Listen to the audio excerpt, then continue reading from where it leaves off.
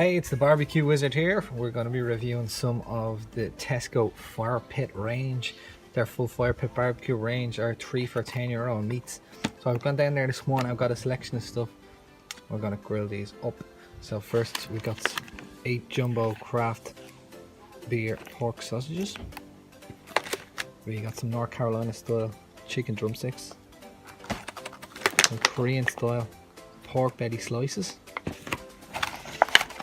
Over here we've got some peri peri beef sizzled steaks, and then we have 2 different types of burgers. So we have a burrito burger and a quarter-pounder burger. So we're going to cook them up and have a look at the difference. Now for all of this food, or at least nearly all of this food, we're going to cook with a combination of direct and indirect heat. So you'll see that during the cooking process. Exception being the steaks, the peri peri steaks, which we're going to cook over direct high heat as quickly as we can. And the rest of it we're going to do a combination of direct and indirect so that it doesn't burn. Now, one thing to note about these meats, even though they're the Fire Pit range, the cooking instructions on them generally doesn't mention barbecue. It's all about how to cook in an oven. So I think Tesco, you need to work on that. It's probably because every barbecue is going to be different, temperature, so it would be hard to put simple instructions on the back that would work for all barbecues. Well, I just think it's funny. Some of them do feature barbecue at the back, but a lot of them don't mention how to barbecue. Now there is one more item I picked up in Tesco today that I'm going to show you. It's these Fire Pit, that's an American style burnt ends. You may not be familiar with burnt ends. What burnt ends are basically the end of a brisket. A brisket is basically the flap of meat on a cow's tummy is what a brisket is. So these normally come off the end of that brisket, and a brisket is a slow cooked meat. You're looking at 9, 10, 11, 12 hours for a brisket, and these are a delicacy in most parts of the States, so something a little bit different. I wouldn't normally buy these are basically pre-cooked or partly cooked burnt ends that you finish off in the oven or the barbecue.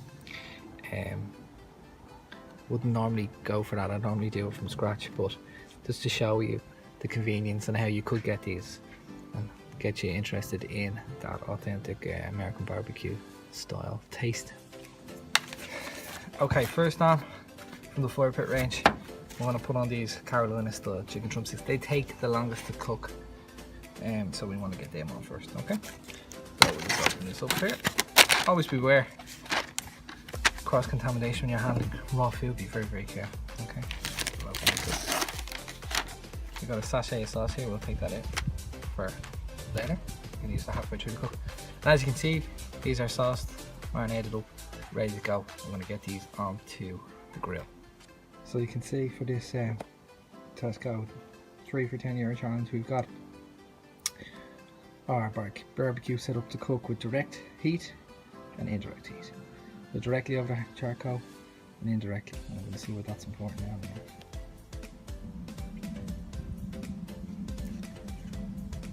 Okay, so we're going to get our chicken on.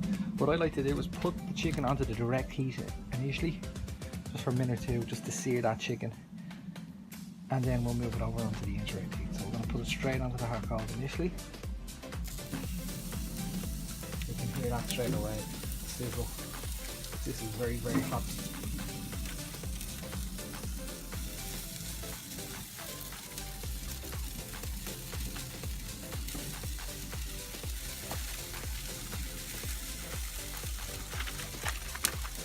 So we're just gonna literally sear the chicken 1 or 2 minutes either side, and then pop it over here to the colder side of the grill, which is still very hot, but it's to cook indirectly.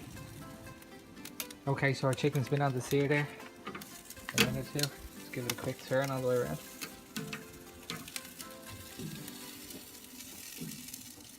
Meat's already started to, you can see the coloration on it. There we go, nice.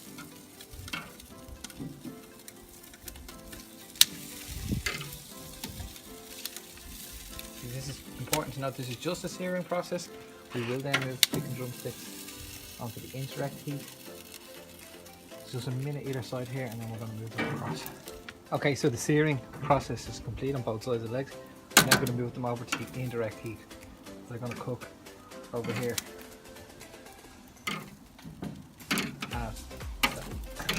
lower heat. If we keep them here, they're just going to burn really quickly.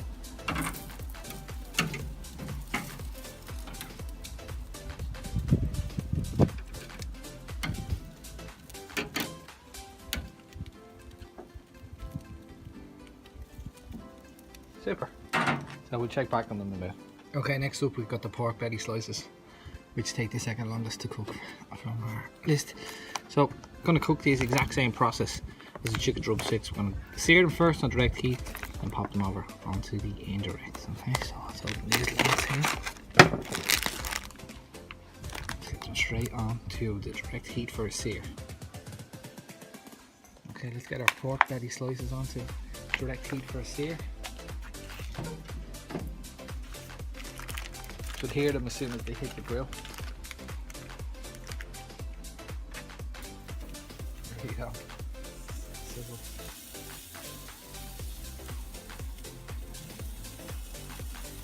So again, you just want to sear 1 or 2 minutes either side, then get them over into indirect heat chicken. Yeah, drumsticks are coming on nicely as well. Just give them a minute either side. Now, our pork belly seared for a minute on either side. You can see it's already started to get some grill marks. There's already nice coloration in it. I'm going to move this over onto the indirect heat as well. Okay. Barbecue isn't a race, okay? Some people, they try cook things as quickly as they can, as hot as they can on barbecue. Don't do that, you're just going to burn your meat. Enjoy the process. Enjoy the cook. And take your time with it. We like if you turn your oven up to the maximum heat every single time for everything you're going to cook. It doesn't work that way, you're just going to burn things. This barbecue right now is considerably hotter than an oven can reach at maximum burn. Okay. Now we're just going to check on our meat. I'm going to show you something here. Now, coming along nicely as you can see. I've actually cut back on the coals along to the side. We were nearly trimming our coals, so we had to add more, but I just kept them to the side here to increase the cooking area. So I'm actually going to get some more bits of meat on here to get them going because I have guests coming shortly. Okay, next up I'm going to try these burnt ends. As I said, they're kind of pre-cooked or part-cooked, so pretty much we're just heating them up in the barbecue. I haven't really done them before this way, so it's going to be interesting. Okay, so this is why the way the burnt ends come. I'm going to cook them up and put them into some foil basically.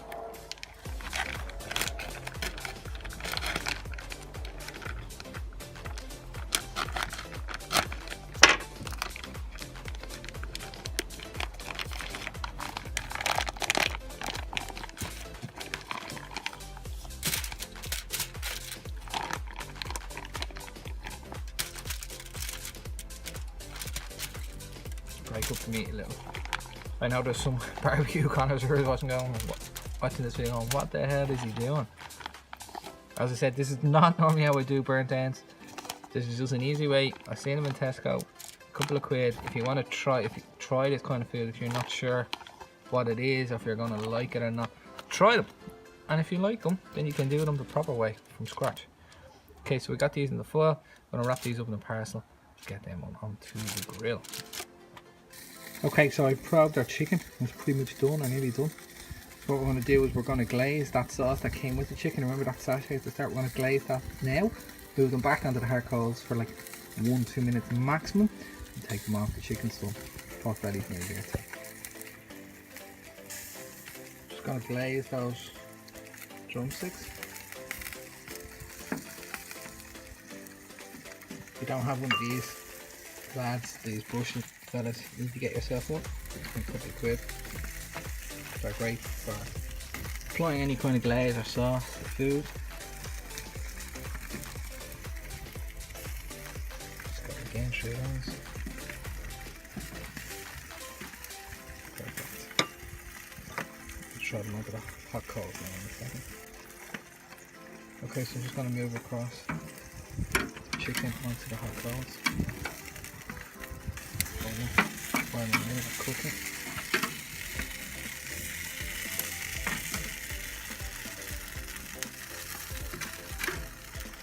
burnt ends out of there. And we're going to keep them here for literally a minute, then we'll get them off, they're done. Okay, next up we have the Jumbo Craft Beer infused pork sausages. Similar process to the other ones, except we just need to trim these.